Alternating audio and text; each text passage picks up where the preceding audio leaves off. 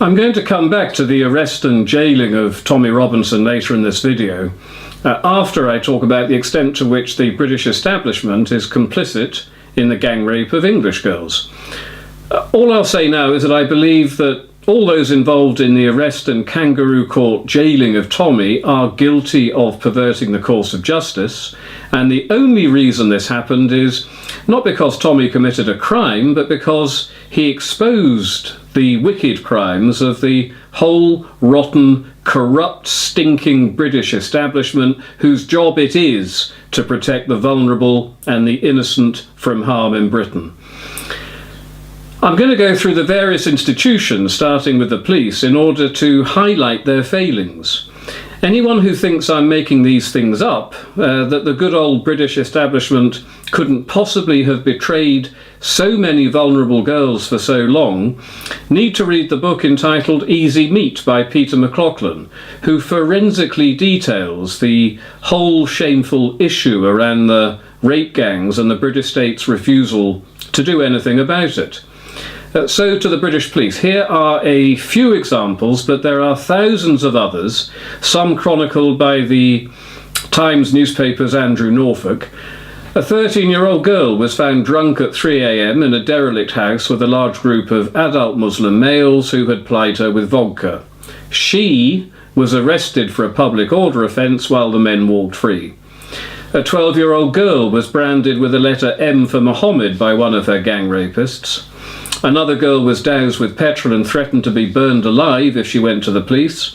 She went anyway, but the case file was lost.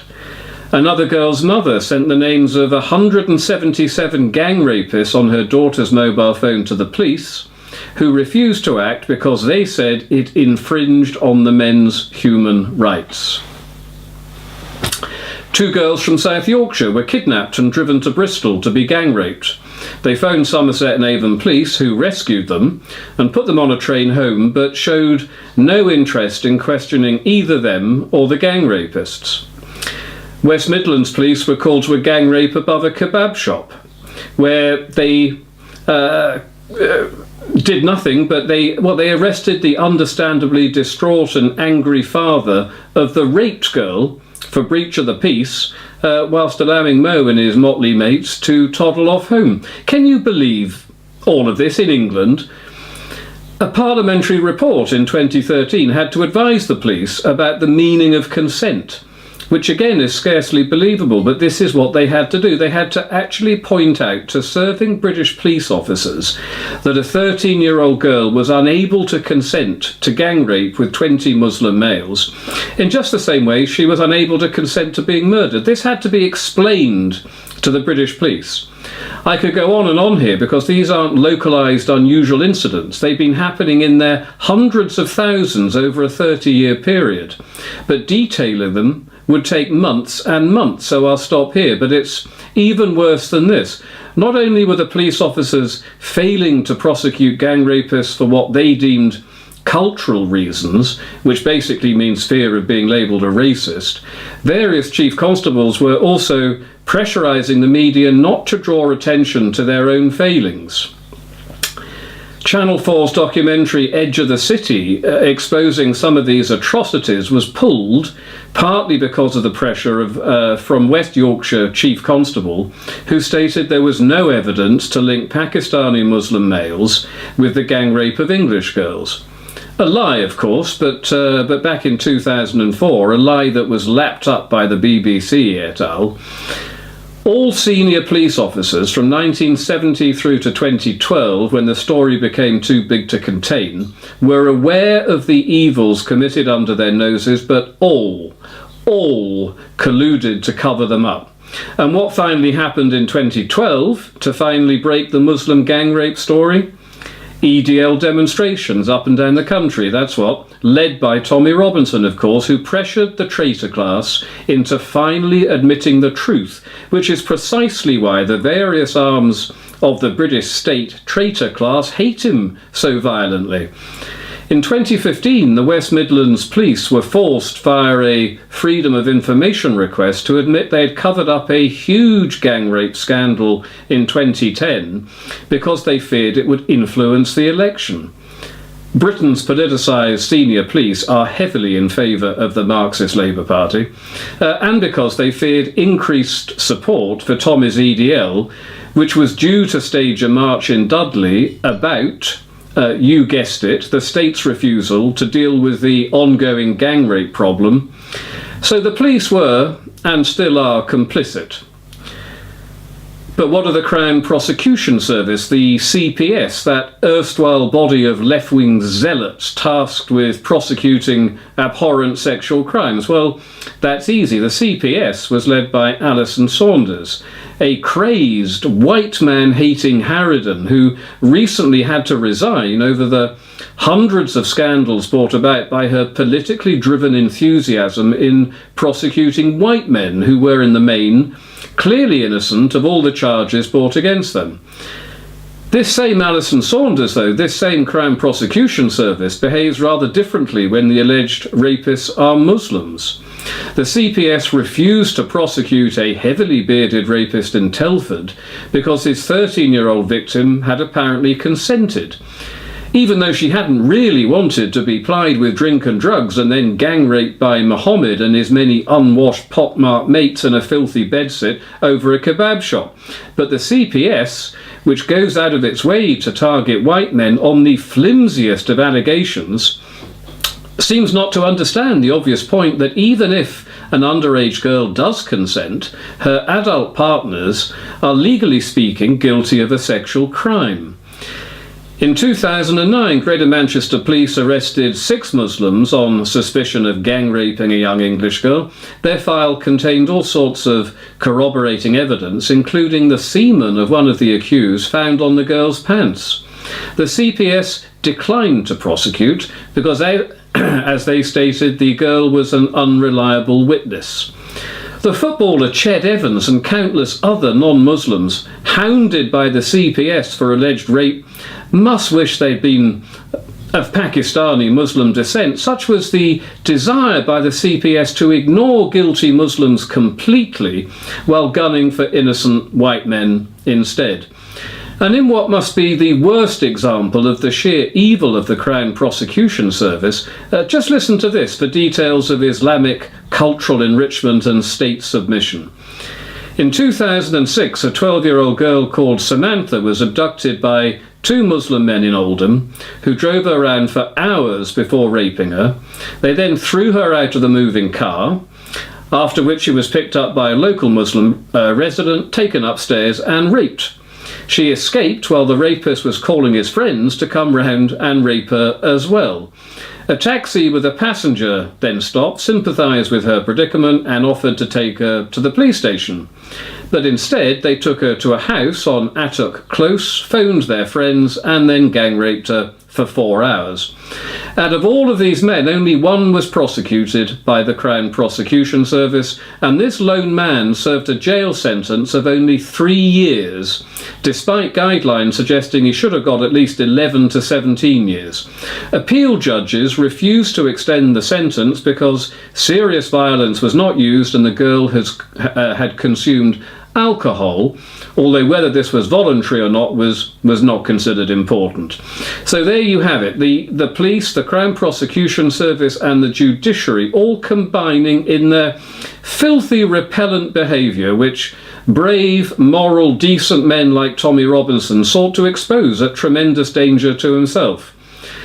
There are countless other examples of the CPS refusing to prosecute Muslim gang rapists, which led to a Government Home Affairs Select Committee report to find the CPS guilty of systemic failures, but which of course failed to suggest what lay behind such repulsive systemic failures. Well, here's a novel idea. Perhaps it's all those Islamists who, for inexplicable reasons, find themselves appointed to advise the Crown Prosecution Service itself. One such CPS advisor is corpulent conman Fiaz Mughal, a mendacious, grievance-mongering takir artist who pudgily devotes several pages of his Tell Mama website to anti-Tommy Robinson hatred and bile. The main ambition in the life of this Islamist chubster is to jail every critic of Islam. Witness Liberty GB's Tim Burton. Yet Fiyaz Mughal has been elevated by the British state into a position where he's able to do just that. The British Home Office also uses him on matters of anti-Muslim hate crime, despite the fact that he once lost his state funding because he was grossly inflating anti-Muslim hate crime statistics. Can you believe all of this insanity? Another lovable Islamic rogue, Azad Ali, who advocates for the murder of British soldiers, was also an advisor to the CPS and is, of course, a man who hates Tommy Robinson with a vengeance and longs to see him jailed, no matter the innocence of any charges. The Crown Prosecution Service is essentially now a tool of the Islamic world. It is used to silence us. It's complicit in the gang rapes. It's complicit in the cover-up of gang rapes and complicit in the jailing of English dissidents such as Tommy. And so on to the judiciary, which quite astonishingly admits they treat Muslims differently to non-Muslims. Take a look at their insane 421-page advisory book on the purported equal treatment of Muslim defendants in multicultural Britain, which is linked in my pinned comment underneath this video. The British judiciary looks upon Muslims as an oppressed victim class, you see, and thus bends over backwards to appease them. They even admit that in order to treat all races and religions fairly, some must be treated more equally than others, thus undermining in one fell swoop Britain's democratic bedrock of equality before the law. All races and faiths are equal, but some are more equal than others, is now a mantra of the British judiciary, who clearly haven't read Animal Farm. Their cultural Marxist advisory booklet is littered with references to far-left organisations like the Runnymede Trust and Sharia-promoting organisations like the Muslim Council of Britain. The most extraordinary and shameful thing about all of this is that when the British judiciary is confronted with a lone 13-year-old girl being violently gang raped by 20 Muslim men, the men's oppressed status must be considered, while the girl herself will have her white privilege and white oppressor status held against her. Okay, what about those people whose sole job it is to work with the victims of gang rape? The social workers, those paragons of virtue and compassion who bleat endlessly about inequality and domestic violence. Well, I'm sorry to say they did nothing about English girls being gang raped by Muslim men and are thus complicit as well. The social worker industry refused to admit there was a link between Islam and gang rape, so they were reluctant to notify the police for what that was worth, when it turned out that yet again the gang rape gang was Muslims. The handful of social workers who did speak out were fired, which led to child safeguarding officers and councillors of local councils to also remain mute about the greatest crime of the 21st century. Indeed, it now transpires that some councillors were actually indulging in a spot of gang rape themselves. So the safeguarding officers, the social workers and the councillors themselves were complicit in all of this. What about the journalists? The BBC knew about this nationwide Muslim gang rape issue for years, but declined to tell us about it because Muslims, brown, oppressed, etc. Local newspaper journalists knew all about it, were told to keep quiet or lose their jobs. British journalists are explicitly instructed by the National Union of Journalists Guidelines to avoid any negative reporting about incidents when the perpetrators are from an ethnic or religious minority, but to do the exact opposite in terms of smearing right-wing racists, as they put it. There's a link to the NUJ guidelines in my pinned comment again, and with no sense of shame, the NUJ advises journalists to check with certain organisations as to whether some people, like me, or some political parties, are racist or Islamophobes and can thus be ignored or smeared. And would you like to know what these organisations are? These organisations the NUJ consider worthy of their opinions. One is the communist organisation Searchlight, another the paramilitary communist bootboy organisation Unite Against Fascism, and also the communist organisation Hope Not Hate. It's only when you read these guidelines that you realise why the traitor class journalists remain mute for decades. British journalism is dead. It's bought and paid for by subversives who hate Britain, democracy, capitalism and white people, but who love anything non-British as long as it undermines and destroys traditional Britain and its native people. Even Muslim gang rapists, it would seem. And since the reporting restrictions on Tommy's arrest were lifted, every single British media outlet has come out against him. Not a single one has questioned the bizarrely totalitarian circumstances around his jailing, and not a single article telling us all about how Tommy got what he deserved is open to comments, for obvious reasons of course, including one in The Guardian by that simpering, ghastly little communist pipsqueak Owen Jones. So come on, Jones, open the comments and try to defend your indefensible position, you obscene gang rape apologist. Leeds Live, an online newspaper, even went as far as publishing Tommy's home address in the full knowledge there are credible death threats from the religion of peace against Tommy's wife and children.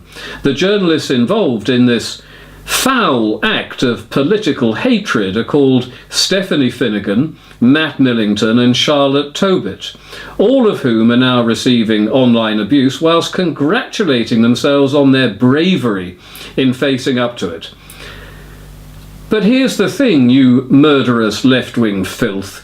The abuse is aimed at you for the terrible thing you have done, and none of you will actually be decapitated by anyone, whilst Tommy's children really are at risk courtesy of what you have done. Putting the lives of innocent children in very real danger is not something you should be proud of.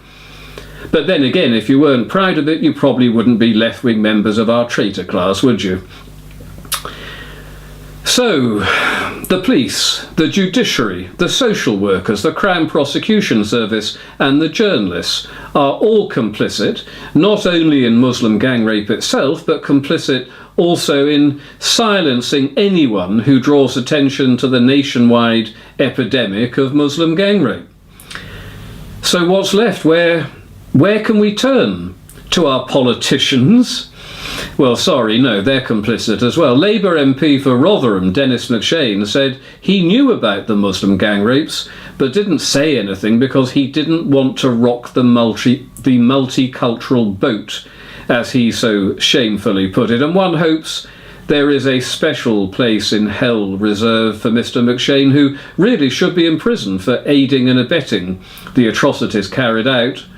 But he isn't, is he? Tommy is, instead, for exposing the atrocities. What a truly screwed up left-wing country Britain has become. Sarah Champion, the MP who replaced McShane in Rotherham, was given the role of Minister for Preventing Abuse in the Labour Party shadow cabinet of Jeremy Corbyn in 2015, and in 2016 was appointed to the role of Shadow Minister for Women and Equalities. It all sounds hopeful, doesn't it? But in 2017, Jeremy Corbyn forced her to resign after she wrote an article for the Sun newspaper in which she discussed the problem of, quote, white girls being raped and exploited by British Pakistani men, unquote, which fellow Labour MP and surreal anti-Semite Naz Shah described as incendiary and irresponsible. But it's true, though. No, Ms. Shah, it's true. Can you believe this? The woman tasked with safeguarding English girls from predatory gangs of Muslim gang rapists is fired because she talks about Muslim gang rapists. But there's a reason for this monstrosity. The Labour Party is dependent on the Muslim vote, so the Labour Party will never help underage gang-raped English girls, ergo the Labour Party is also complicit.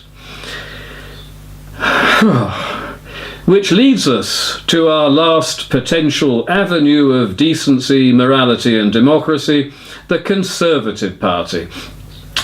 But this is a party headed up by a uselessly weak woman who has now given one of the great offices of state to a Muslim. Sajid Javid is now Britain's Home Secretary and thus controls the police and the judiciary. We're told he's a jolly good sort of Muslim, virtually an ex-Muslim in fact, a man who has little time for Islam on the whole, but Sajid Javid could well be a Muslim Trojan horse. After all, he blatantly lied about receiving a Punish a Muslim Day letter that has never been investigated for this unusual act of Islamic taqiyya. And watch Home Secretary Javid take his oath of allegiance in Parliament here.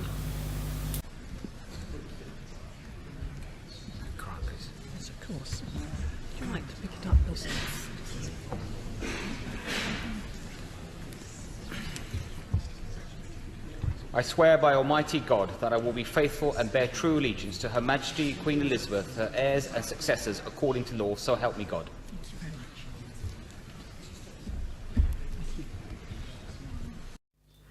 Did you notice how he whispered his request for the Quran? Did you notice how the clerk asked him to personally pick it up rather than hand it to him in the same manner she handed the Bible to Theresa May at the same ceremony? This is because she's a filthy infidel, you see, and cannot defile the Holy Quran with her rabid ape-like digits. And we allow this to happen in Parliament. We allow a Muslim Home Secretary in England to swear his oath of allegiance on an alien book filled with orders to dominate all non-Muslims, and only days after this Muslim is appointed British Home Secretary, our democratic foundations are overridden and Tommy is jailed at the speed of light. Tommy, a man whose only crime is doing the job our establishment is supposed to do in terms of protecting vulnerable English girls.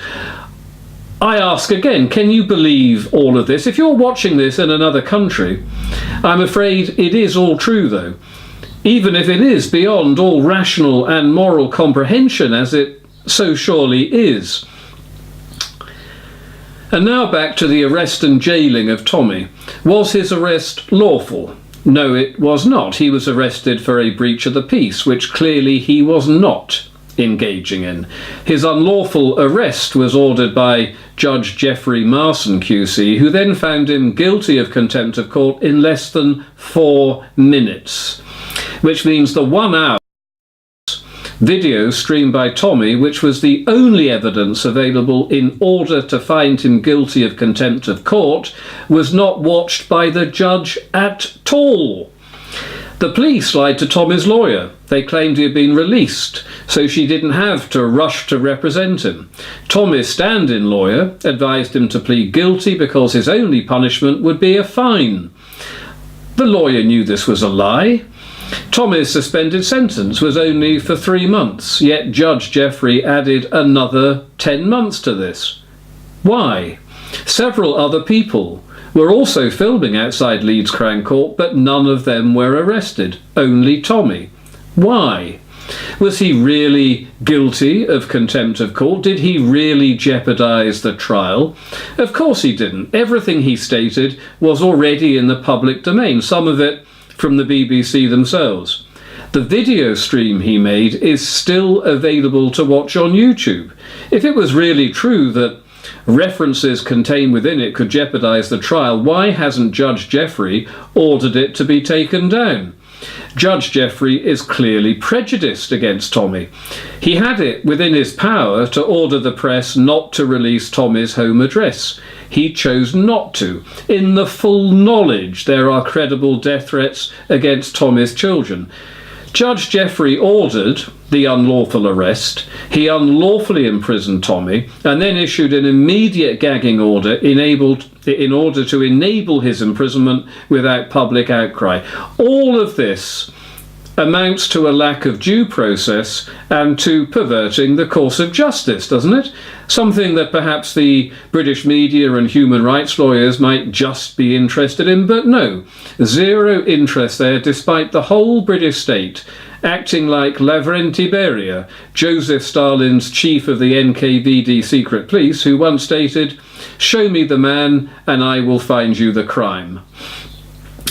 Tommy's purported crime was not really contempt of court at all. Tommy was doing no more than the BBC, ITV, Sky News, etc. did at the trials of Rolf Harris and Max Clifford, Ched Evans and scores of other white men accused of rape. The only difference with Tommy was that he was covering the trial of Muslims, which, as I've said before, is something our traitor class don't want us to know about in case we stop celebrating diversity and instead get seriously angry about our ongoing cultural enrichment. This totalitarian kangaroo court travesty has happened only because Tommy has been drawing attention to the horrific failings by every organ of the British state which has a duty to protect our children and has so manifestly failed to do. Tommy's other crime, of course, is that he's working class. Our left-wing intellectual middle-class establishment, which constantly squeals about the importance of a classless society, actually hates the working class with a passion.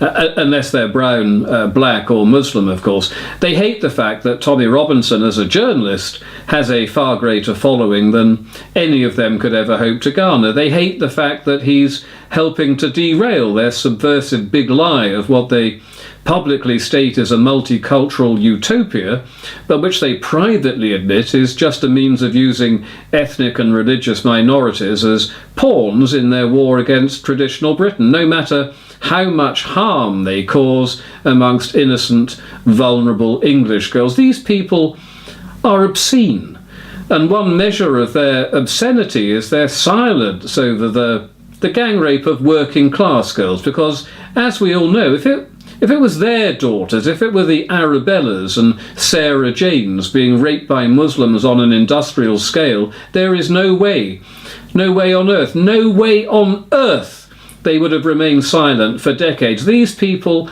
are wicked and evil. They are, and I use these words advisedly, the scum of the earth, morally depraved left-wing filth. So, I accuse the British police and the British judiciary of perverting the course of justice.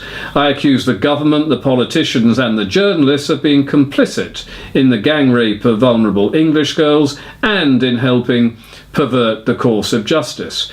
And should Tommy get killed in prison, I will accuse them all of being complicit in his deliberate, calculated murder. Never before have I been so ashamed of my country, and never before have I seen and heard so many people, not just in Britain, but all around the world, saying the same thing. Allowing the gang rapes to continue unhindered for 3 decades was shameful enough, but now I see Britain being held up by the rest of the free world as a dirty, corrupt, totalitarian country which has willfully destroyed its moral and democratic foundations. This is heartbreaking. It's heartbreaking, but thankfully it is driving people to a righteous moral rage, and if there can be one single silver cloud in this obscene and tawdry debacle, it is surely that. Decent people being driven to a moral rage.